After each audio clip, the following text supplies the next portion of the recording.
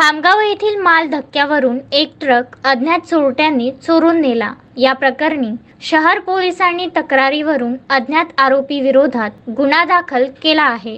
या संदर्भात ट्रक चालक राजेंद्र गवई राहणार बाळापूर फैल खामगाव यांनी पोलिसात दिलेल्या तक्रारीत नमूद केले आहे की खामगावच्या माल धक्क्यावरून सिमेंट नेण्यासाठी त्यांनी MH06 AQ 6151 क्रमांकाचा ट्रक आणला। येथील मोकळ्या जागेवर ट्रक उभा केला। 7.5 लाख रुपये किमतीचा ट्रक 22 ऑक्टोबरच्या रात्री चोरीला गेला। चोरी गेलेल्या ट्रकचा सर्वत्र शोध घेण्यात आला, मात्र ट्रक मिळून न आल्यामुळे ट्रक चालक गवई यांनी शहर पोलिसात तक्रार दिली। या तक्रारीवरून शहर पोलिसांनी बुधवारी अज्ञात चोरट्या विरोधात भादवी कलम 379 अन्वये गुन्हा दाखल केला।